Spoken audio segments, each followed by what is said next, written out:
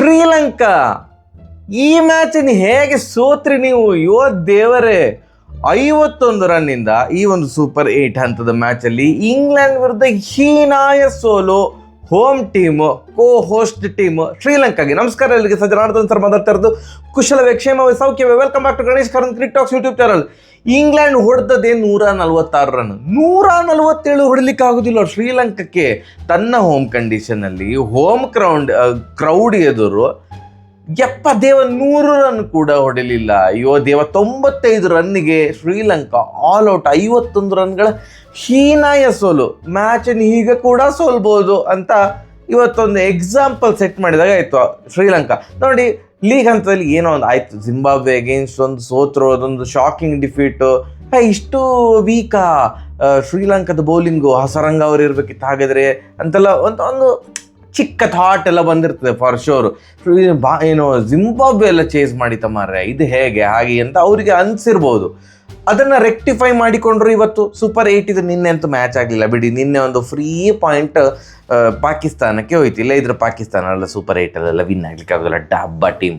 ಇವತ್ತು ಅಂದ್ಕೊಳ್ತಾ ಇರ್ಬೋದು ಶ್ರೀಲಂಕಾ, ನಿನ್ನೆ ಬಂದ ಮಳೆ ಇವತ್ತು ಸಹ ಕಂಟಿನ್ಯೂ ಆಗ್ಬೋದಿತ್ತಲ್ಲ, ಇವತ್ತು ಸಹ ಜೋರು ಮಳೆ ಬರಬೇಕಿತ್ತು ಶ್ರೀಲಂಕಾದಲ್ಲಿ, ನಮಗೆ ಒಂದು ಬಿಟ್ಟು 1 ಪಾಯಿಂಟ್ ಸಿಕ್ತಿತ್ತು ಅಂತ. ಯಾಕಂತಂದರೆ ನೋಡಿ, ಬೌಲಿಂಗ್ ಸೂಪರಾಗಿ ಹಾಕಿದ್ದಾರೆ. ನಾನು ಹೇಳಿದ ರೆಕ್ಟಿಫೈ ಮಾಡಿಕೊಂಡ್ರು. ಹೌದು, ಏನು ಜಿಂಬಾಬ್ವೆ ಮ್ಯಾಚಲ್ಲಿ ಏನೋ ಕಟ್ಟಿ ಹಾಕಿರ್ಲಿಕ್ಕೆ ಆಗಲಿಲ್ಲ. ಇವತ್ತು ಭಯಾನಕ ಕಟ್ಟಿ ಹಾಕಿದರು ಇಂಗ್ಲೆಂಡನ್ನು.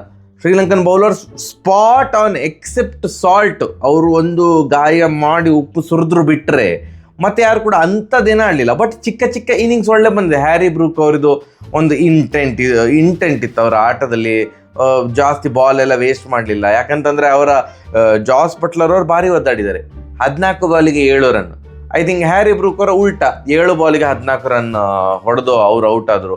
ಅದಾದಮೇಲೆ ವಿಲ್ ಜಾಕ್ಸ್, ಈ ಟೂರ್ನಮೆಂಟಲ್ಲಿ ವಿಲ್ ಜಾಕ್ಸ್ ಅವರು ಒಂದು ಕೆಳ ಕ್ರಮಾಂಕದಲ್ಲಿ ಬಂದು ಒಳ್ಳೆ ಇಂಟೆಂಟಲ್ಲಿ ಆಡ್ತಾ ಇದ್ದಾರೆ.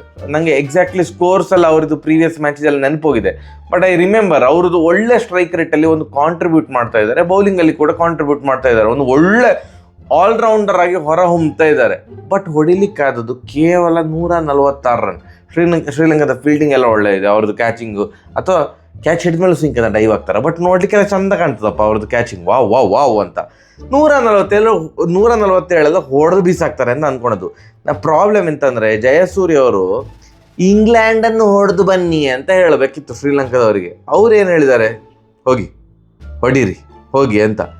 ಶ್ರೀಲಂಕಾ ಪ್ಲೇಯರ್ಸಿಗೆ ಡೌಟ್ ಆಗಿದೆ, ಯಾರಿಗೆ ಹೊಡಿಬೇಕು, ನಮಗೆ ನಾವು ಹೊಡ್ಕೊಳ್ಬೇಕಾ ಅಥವಾ ಶ್ರೀಲಂಕಾದವರಿಗೆ ಇಂಗ್ಲೆಂಡ್ ಅವ್ರಿಗೆ ಹೊಡಿಬೇಕಾ ಅಂತ. ಅವ್ರಿಗೆ ಕನ್ಫ್ಯೂಷನ್ ಆಗಿ ಬ್ಯಾಟ್ ತೊಗೊಂಡು ಅವರೇ ಹೊಡ್ಕೊಂಡಿದ್ದಾರೆ ಅಂತ ಕಾಣ್ತದೆ. ಯಾಕಂದರೆ ಅಂಥದ್ದು ಏನೋ ಒಂದು ಥ್ರೆಟ್ನಿಂಗ್ ಪಿಚ್ ಅಥವಾ 95ಕ್ಕೆ ಆಲ್ ಔಟ್ ಆಗುವಂಥ ಪಿಚ್ ಅಂತೂ ಅಲ್ಲ. ಇವರು ಕೆಲವೊಂದು ಶಾರ್ಟ್ಸ್ ಎಲ್ಲ ನೋಡಿದರೆ, ಯಾರು ರತ್ನಾಯಕ ಎಲ್ಲ ಹೊಡೆದು ಶಾರ್ಟ್ಸ್, ಫಸ್ಟ್ ಬಾಲೇ ತೈ ಅಂತ ಬಂದು 6 ಹೊಡೆದಕ್ಕೆ ಯಾಕೆ ಬೇಕು? ಟಾರ್ಗೆಟ್ ಇದ್ದದ್ದು 146 ಆಯಿತಾ. ಇವ್ರಿಗೆ 246 ಅಂತ ಅಂದ್ಕೊಂಡ್ರೆ ಎಂತ ಅನ್ನೋ ಗೊತ್ತಿಲ್ಲ. ಅಷ್ಟು ಹೊಡಿಲಿಕ್ಕೆ ಆಗೋದಿಲ್ವಾ? 146 ಟಾರ್ಗೆಟ್. 240 ಪ್ಲಸ್ ಸ್ಕೋರ್ ಅಂತ ಅಂದ್ಕೊಂಡ್ರೆ ಏನೋ ಟಾರ್ಗೆಟ್. ಫಸ್ಟ್ ಬಾಲ್ ತೈ ಅಂತ 6 ಹೊಡಿಲಿಕ್ಕೆ ಹೋಗ್ತಿದ್ದಾರೆ ರತ್ನಾಯಕ್ಕೆ ಎಲ್ಲ. ಅಲ್ಲಿ ಒಂದು ಹ್ಯಾಟ್ರಿಕ್ ಬಾಲ್ ಆಗಿತ್ತು. ಹ್ಯಾಟ್ರಿಕ್ ಒಂದು ಸಿಗಲಿಲ್ಲ. ಹ್ಯಾಟ್ರಿಕ್ ಒಂದು ನಾವು ಕೊಡಲಿಲ್ಲ ಇಂಗ್ಲೆಂಡಿಗೆ ಅಂತ ಒಂದು ಹೇಳ್ಬೋದು ಅಷ್ಟೇ. ಶ್ರೀಲಂಕಾದವರು ಇವ್ರದ್ದು ಪವರ್ ಪ್ಲೇಲಿ ಡಬ ಅಂತ ವಿಕೆಟ್ ಹೋಗಿದೆ. ಎಲ್ಲಿ ಕೂಡ ಇವರು ಇವತ್ತು ವಿನ್ ಆಗ್ತಾರೆ ಅಂತ ಅನ್ನಿಸ್ಲೇ ಇಲ್ಲ. ಯಾವಾಗ ನಿಸ್ಸಂಕ ಔಟ್ ಆದ, ನಿಸ್ಸಂಕ ಕೈಗೆ ಕ್ಯಾಚ್ ಕೊಟ್ಟು ಔಟ್ ಆದದ್ದು ಇದು ಪವರ್ ಪ್ಲೇಯಲ್ಲಿ. ಅಲ್ಲಿ ಅಷ್ಟೊತ್ತು ಅಲ್ಲಿ ಫೀಲ್ಡರ್ನ ನಿಲ್ಲಿಸಿರಲಿಲ್ಲ ಡೀಪ್ ಮಿಡ್ ವಿಕೆಟ್ ರೀಜನಲ್ಲಿ. ಸಡನ್ ಅಥವಾ ಡೀಪ್ ಸ್ಕ್ವೇರ್ ಲೆಗಲ್ಲಿ ಸಡನ್ ಎಂತ ಇದೆ ಅಂತ ಗೊತ್ತಿಲ್ಲ ಇಂಗ್ಲೆಂಡ್ ಕ್ಯಾಪ್ಟನ್ಗೆ. ಅಲ್ಲಿ ನಿಲ್ಲಿಸುವ, ನೆಕ್ಸ್ಟ್ ಬಾಲ್ ಅಲ್ಲೇ ಹೊಡಿಬೋದು ನಿಸ್ಸಂಗ್ ಅಂತ ಅವ್ರು ಅಂದ್ಕೊಂಡದಕ್ಕೂ, ನಿಸ್ಸಂಗ ಆ ಶಾಟ್ ಹೊಡೆದಕ್ಕೂ ಹೌದಲ್ಲ, ನಾವು ಅಂದ್ಕೊಂಡಾಗೆ ಆಯ್ತಲ್ಲ. ಅಂದರೆ ಇಂಗ್ಲೆಂಡ್ ಮ್ಯಾಚ್ ವಿನ್ ಆದರು ಅಂತ ಹೇಳೋದಕ್ಕಿಂತನೂ ಶ್ರೀಲಂಕಾವೇ ಮ್ಯಾಚ್ ಸೋತರು ಅಂತ ಹೇಳ್ಬೋದು. ಈಗ ರಿಟರ್ನ್ ಕ್ಯಾಚ್ ಕೊಡ್ತಾಯಿದ್ರು.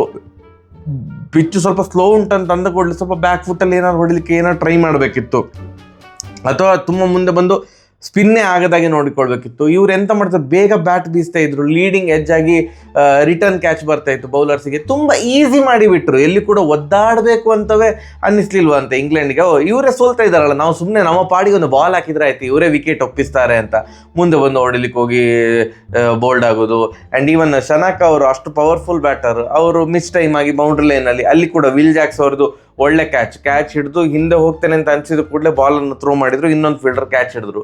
ಸೊ ಸೂಪರ್ 8ಗೆ ಬಂದು ಸೂಪರ್ ಆಗಿ ಆಡದಿದ್ರೆ ಹೇಗೆ ಅಣ್ಣ? ನೀವೊಂದು ಕೋ ಹೋಸ್ಟ್ ನೇಷನ್ ಆಗಿ ಕ್ರೌಡ್ ಪೂರ್ತಿ ನಿಮ್ಮದಲ್ಲಿ ಶ್ರೀಲಂಕಾ ಸಪೋರ್ಟ್ ಮಾಡೋವಾಗ ಇವರು ಜಿಂಬಾಬ್ವೆ ಮೇಲೆ ಸೋತದು ಫ್ಲೂಕ್ ಅಲ್ಲ ಅಂತ ಆಯ್ತಾಗಾದ್ರೆ. ಹಾಗೆ ನಾವು ಒಂದು ಹೇಳುವಷ್ಟು ಸ್ಟ್ರಾಂಗ್ ಟೀಮ್ ಶ್ರೀಲಂಕಾ ಅಲ್ವಾ? ಸೋನಾ ಜಯಸೂರ್ಯ ಅವರಿದ್ದಾರೆ, ಲಸಿತ್ ಮಾಲಿಂಗ ಅವರಿದ್ದಾರೆ, ಅವ್ರದ್ದು ಅಂದರೆ ಕೋಚಿಂಗ್ ಸ್ಟಾಫ್ ಅದರಲ್ಲೆಲ್ಲ ಅಂಥ ಲೆಜೆಂಡರಿ ಪ್ಲೇಯರ್ಸ್ ಇದ್ದಾರೆ. ನಮ್ಮ ಇಂಡಿಯಾದಿಂದ ಇಬ್ಬರು ಇದ್ದಾರೆ, ನನಗೆ ಅವರ ಹೆಸರು ನೆನಪೋಗಿದೆ. ಅಂಥ ಒಳ್ಳೆ ಒಂದು ಕೋಚಿಂಗ್ ಸ್ಟಾಫ್ ಇರುವಾಗ ಶ್ರೀಲಂಕಾದ ಮತ್ತೆ ಇತ್ತೀಚೆಗೆ ಭಾರಿ ಒಳ್ಳೆ ಕ್ರಿಕೆಟ್ ಆಡ್ತಾ ಇರುವಾಗ, ಆಸ್ಟ್ರೇಲಿಯಾವನ್ನೆಲ್ಲ ಸೋಲಿಸಿದೆ ಅಂತ ಬೀಗುತ್ತಿರುವಾಗ ಜಿಂಬಾಬ್ವೆ ಎದುರು ಸೋತರು. ಓಕೆ, ಏನೋ ಒಂದು ಫ್ಲೂಕಲ್ಲಿ ಆಯಿತು. ಇಲ್ಲ, ಸೂಪರ್ 8ಗೆ ಒಂದು ಈ ಥರ ಎಡುತ್ತಾ ಇದ್ದಾರೆ. ಆ್ಯಂಡ್ ಇಂಗ್ಲೆಂಡ್ ಈ ಒಂದು ಜಯದೊಂದಿಗೆ ಆಬ್ವಿಯಸ್ಲಿ ಕಾನ್ಫಿಡೆನ್ಸ್ ಜಾಸ್ತಿ ಆಗಿರ್ತದಪ್ಪ.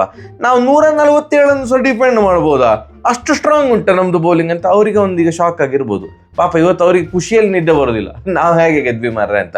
ಶ್ರೀಲಂಕಾ ಆಬ್ವಿಯಸ್ಲಿ ಇವತ್ತು ನಿದ್ದೆ ಬರೋದಿಲ್ಲ, ನಾವು ಈ ಥರವೂ ಕೂಡ ಸೋತ್ವ ಮಾರ್ರೆ ಅಂತ. ಇವತ್ತು ಇಂಡಿಯಾದ ಮ್ಯಾಚ್ ಉಂಟು, ವಿನ್ನರ್ಸ್ ವರ್ಸಸ್ ರನ್ನರ್ಸ್ ಇವತ್ತು. ಯಾಕಂತಂದರೆ ಲಾಸ್ಟ್ T20 ವರ್ಲ್ಡ್ ಕಪ್ಪಿನ winner Bharat versus runner up ಆಗಿರುವಂತಹ ಸೌತ್ ಆಫ್ರಿಕಾ.